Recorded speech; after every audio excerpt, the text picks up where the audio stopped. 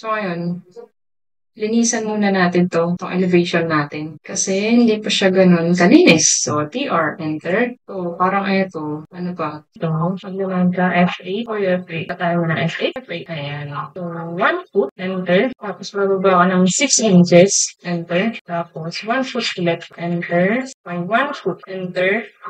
6 inches, enter. 1 foot, enter. 6 inches, enter. Tapos, 1, enter. Tapos, i-close lang natin. Meron na kayong ganitong view. L ulit. Enter. So, meron na kayong ganitong view. L, enter. Tapos, baba mo lang. Ayun. Punta ka dito. At wala akong exact measurement. So, kahit dito na lang. Tapos, sketch. Okay, meron na tayo yan. Tapos, REC. Enter. Gawa tayo ng rectangle. Wala akong measurement. Wala akong exact measurement. So, approximate measurements lang. So, gawa tayo. REC, enter. Dito tayo manggagaling.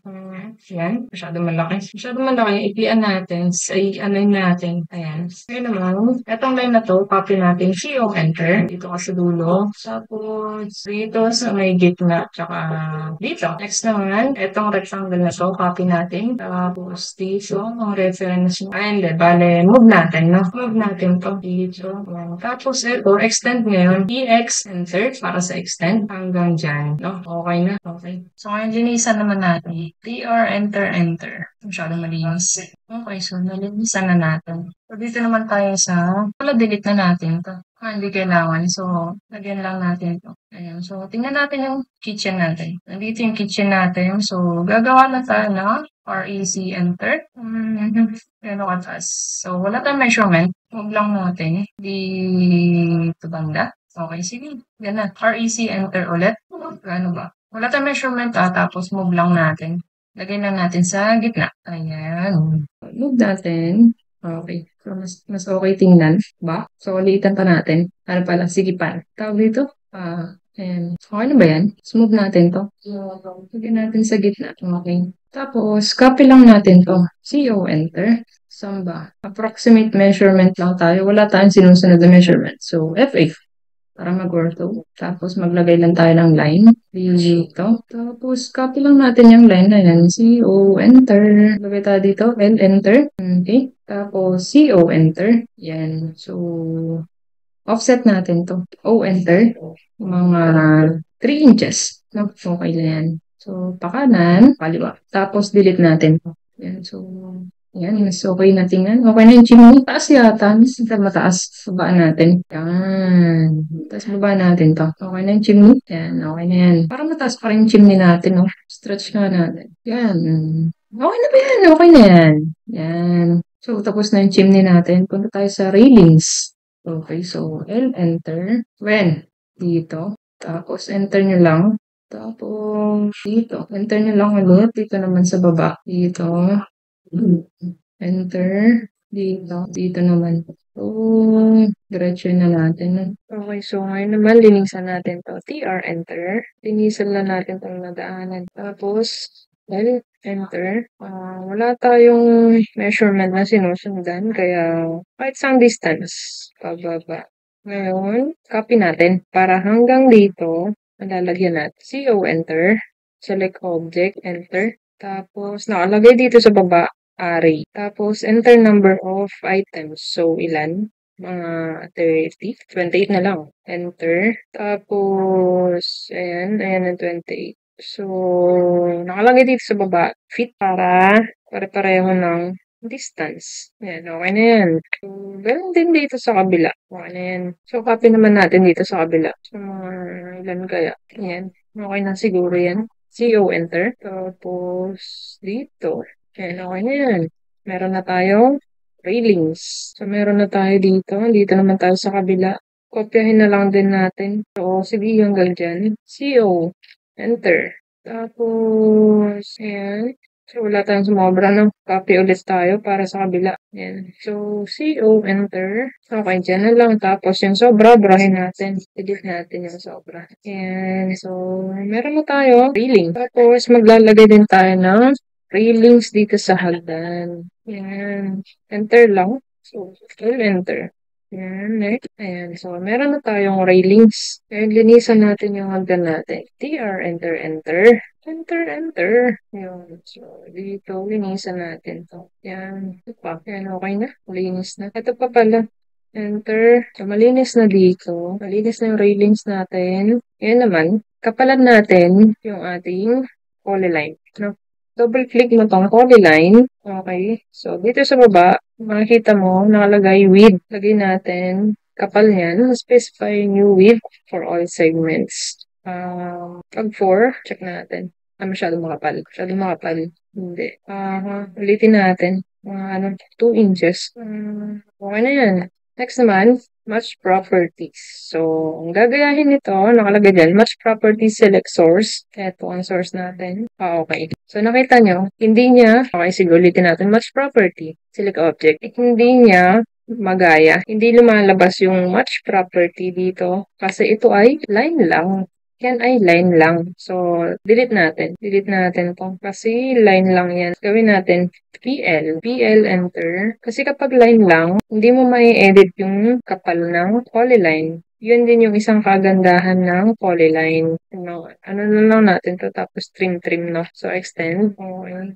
Hindi. Mas mabagal. Wag. So, PL enter. Sa gitna. Tsaka dito. Gitna rin. Delete natin to. PL enter. Bandang okay, so dito sa gitna. And tapos delete natin to. Ganun din dito, tsaka to. Okay, so PL. Punta natin yung gitna. So, gitna rin nito. Tapos enter. Dito. Tapos dito. So, okay na. MA para sa match property. Select all source object. Tapos, lahat yan sa railings para mas kumapal. Okay. Railings lang ha. Ayan. Ngayon, linisan natin. Okay. Matitrim ba ito? Hindi. Kaya niya. Sige. Trim natin. Ito. Kaya niya. Pero pangit. Ayan, yan. Sige, kaya niya. Wait lang, ayoko ganyan. Masubukan natin pag hindi siya Trim na lang muna natin dito. Linisan muna natin. TR enter. Linisan natin dito. Tsaka dito. Tapos ito. Hanap pa. Yun lang. Parang may sumobra dito. Yan. Ito. Yan. Okay na. So, MA. Select source. Enter. Ayun. Select source. Tapos destination. So, ba tayo muna?